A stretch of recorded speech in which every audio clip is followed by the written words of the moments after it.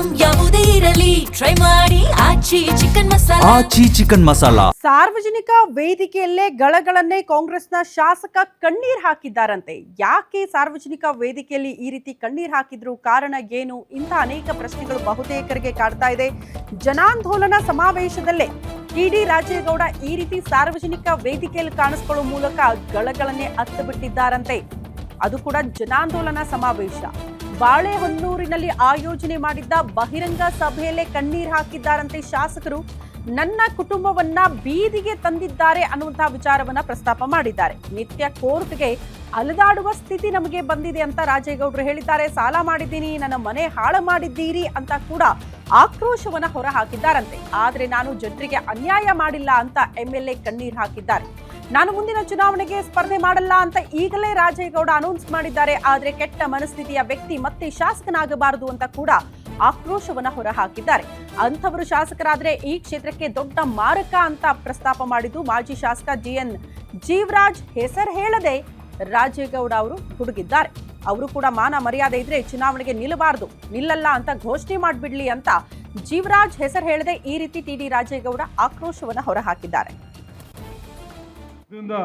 ಕೆಟ್ಟ ಜನರಿಗೆ ತೊಂದರೆ ಕೊಡುವಂತ ಒಂದು ಪರಿಸ್ಥಿತಿ ನಿರ್ಮಾಣ ಮಾಡಿ ಈ ಕ್ಷೇತ್ರದ ಜನರಿಗೆ ಅನ್ಯಾಯ ಆಗಬಾರ್ದು. ನಾನಿವತ್ತು ನನ್ನೆಲ್ಲ ನೀವು ಬೈಬೋದು, ನಾನೊಂದು ಘೋಷಣೆಯನ್ನು ಮಾಡ್ತೇನೆ.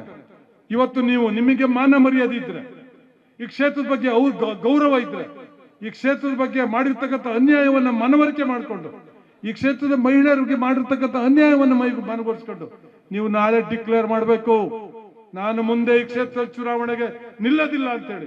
ನಾನು ನಾಳೆ ಡಿಕ್ಲೇರ್ ಮಾಡ್ತೇನೆ, ನಾನು ಈ ಕ್ಷೇತ್ರದ ಚುನಾವಣೆಗೆ ನಾನು ನಿಲ್ಲದಿಲ್ಲ. ನಿಮ್ ಜೊತೆ ನಿಂತು ಚುನಾವಣೆಗೆ ನಿಲ್ದಲೇ ಇದ್ರು ನನ್ನ ಜೀವ ಕೊಟ್ಟು ಈ ಕ್ಷೇತ್ರದ ಜನರಿಗೆ ದುಡಿತಾರೆ.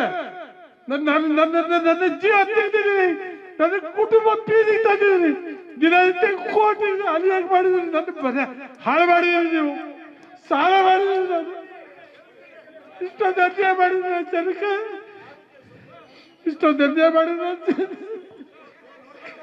ಜನಗೆ ಅನ್ಯಾಯ ಮಾಡಿಲ್ಲ, ಜನಗೆ ಅನ್ಯಾಯ ಮಾಡಿಲ್ಲ. ನಾನು ಇವತ್ತು ವಾಚನೆ ಮಾಡ್ತಾರೆ, ನಾನೆಲ್ಲ ಚುನಾವಣೆಗೆ ನೀವು ಯಾರು ಹಾಕಿದ್ದೀನಿ. ಆ ಮನುಷ್ಯ ಅಂತ ಕೆಟ್ಟ ಮನಸ್ಥಿತಿಯ ಮನುಷ್ಯ ಈ ಕ್ಷೇತ್ರದ ಶಾಸಕ ಮತ್ತಾಗಬಾರ್ದು. ಆದ್ರೆ ಈ ಕ್ಷೇತ್ರಕ್ಕೆ ದೊಡ್ಡ ಮಾರಕ. ಯಾರ ಮನೆ ಹೆಣ್ಣು ಮಕ್ಕಳು ಏನ್ ಮಾಡ್ತಾರೆ ಅಂತ ಗೊತ್ತಿಲ್ಲ. ಅದು